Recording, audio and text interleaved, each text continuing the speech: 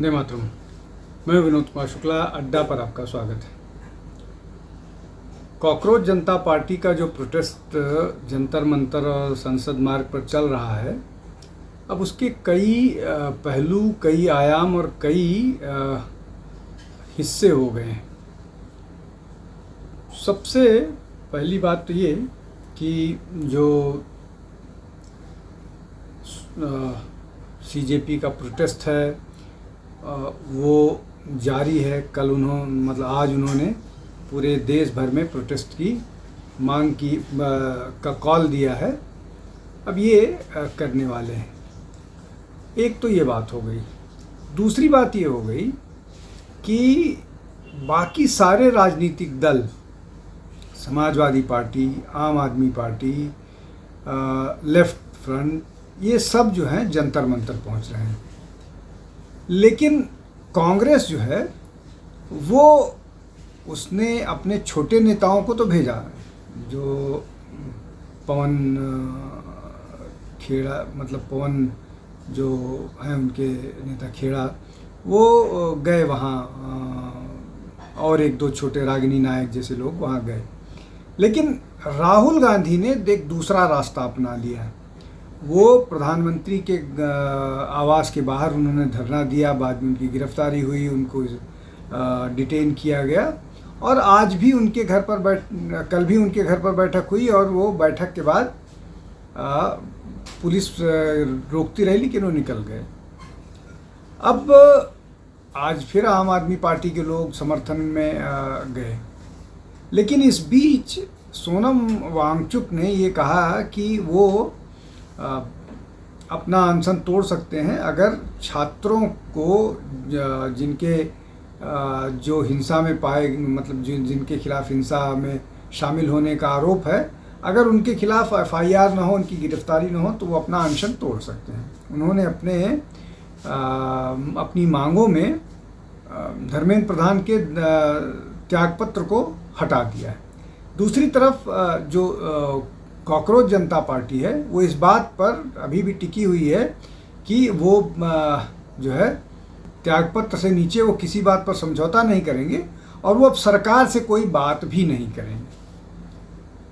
एक और पक्ष है, वो ये कि सरकार से जब कल राहुल गांधी प्रधानमंत्री के आवास के बाहर धरने पर बैठे थे, तो राहुल गांधी ने ये मांग रखी थी कि इस पर चर्चा होनी चाहिए, जिस पर सरकार ने सहमति दे दी। लेकिन बाद में उन्होंने अपनी मांग बढ़ा दी कि धर्मेंद्र प्रधान का त्यागपत्र होना चाहिए, फिर एक और मांग बढ़ाई कि अमित शाह का त्यागपत्र होना चाहिए।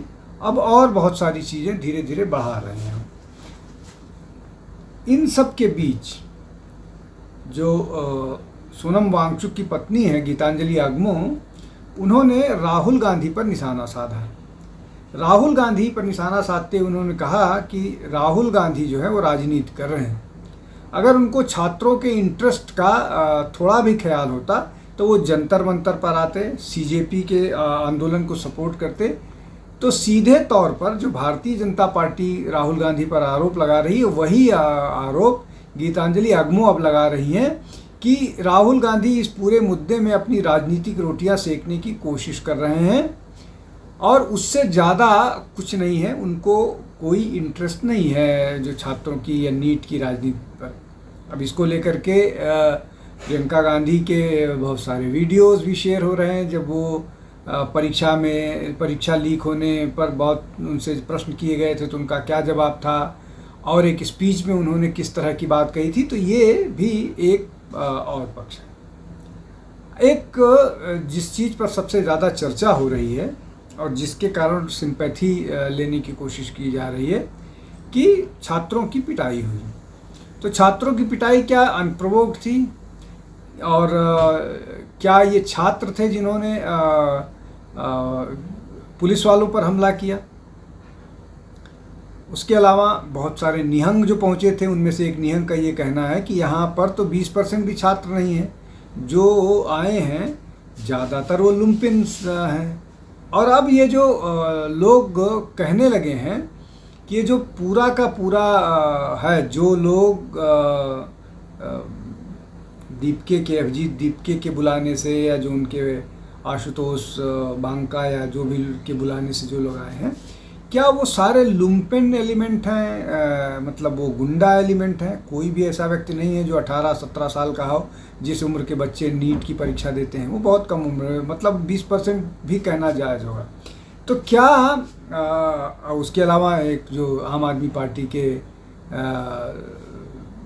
MLA हैं, उन्होंने बोला कि उन्होंने किस तरह के लोगों को बुला रखा है इस पूरे आंदोलन में, कौन कौन से, मतलब ये कि इस पूरे आंदोलन में जो रग एलिमेंट्स हैं उसको पॉलिटिकल पार्टीज़ ने बुला करके रखा है कि पूरे आंदोलन में को इस तरह से कर दो, जिस हिंसक बना दो, जो एनार्किक बना दो, जो काम वो जिस आंदोलन की वजह से वो यहाँ तक आए हैं वही यहाँ भी करने की कोशिश कर रहे हैं। लेकिन अभी दिल्ली में चुनाव ही दूर है, लेकिन उसका फ़ायदा वो पंजाब में लेने की कोशिश करेंगे, इसलिए कि पंजाब में और इसीलिए जो एक इसका और महत्वपूर्ण पक्ष है वो ये कि कांग्रेस और आम आदमी पार्टी एक दूसरे पर आक्रामक है। कांग्रेस जो है वो आम आदमी पार्टी को बता रही है कि वो बीजेपी की मिलीभगत पे काम कर रहे हैं, और आम आदमी पार्टी कांग्रेस को बता रही है कि वो कांग्रेस जो है वो बीजेपी के साथ मिलीभगत है उसकी, और इसीलिए वो इनके साथ समर्थन में यहाँ नहीं आ रही है। तो ये एक और पक्ष। अब ये अपने आप में बड़ी अविश्वसनीय सी बात है, कांग्रेस का भारतीय जनता पार्टी के साथ जुड़ना या भारतीय जनता पार्टी के साथ तालमेल में काम करना, या आम आदमी पार्टी का, ये दोनों किसी भी दृष्टि से भारतीय जनता पार्टी को स्वीकार्य नहीं होंगे। लेकिन ये इसलिए बोला जा रहा है कि सारे लोगों को इस पूरे मामले में ज़्यादा से ज़्यादा राजनीतिक फ़ायदा उठाने की जो चाहत है, जो कोशिश है वो की जा रही है सबके लिए। समाजवादी पार्टी भी इसीलिए आया। समाजवादी पार्टी के नेता ने संसद में जब ये बोला कि सब की बात तो सुन ली गई, सब इंडिया अलायंस के सदस्य हैं, लेकिन समाजवादी पार्टी को कैसे अलग किया जा सकता है, समाजवादी पार्टी को आप क्यों नहीं सुनिएगा? तो इसका मतलब ये है कि चाहे वो कांग्रेस हो, आम आदमी पार्टी हो, समाजवादी पार्टी हो, तृणमूल कांग्रेस हो, सब कम से कम दो महत्वपूर्ण चीज़ों पर उनका ध्यान है। पहला ये कि इस मौके का फ़ायदा उठाओ और इससे जितना ज़्यादा हो सके राजनीतिक बेनिफिट लो। दूसरा ये कि मौके का फ़ायदा, और दूसरा इससे राजनीतिक फ़ायदा। तो ये मौके का फ़ायदा है, भीड़ इकट्ठा हुई है तो उस भीड़ को अपने पक्ष में करने का है, और एक ऐसा नैरेटिव बनाओ कि छात्रों के साथ खड़े हैं, युवाओं के साथ खड़े हैं, जिससे पॉलिटिकल फ़ायदा हो सके। अब 2027 में 5 प्रदेशों में चुनाव हैं और उसमें 2 बड़े प्रदेश हैं, उत्तर प्रदेश और पंजाब।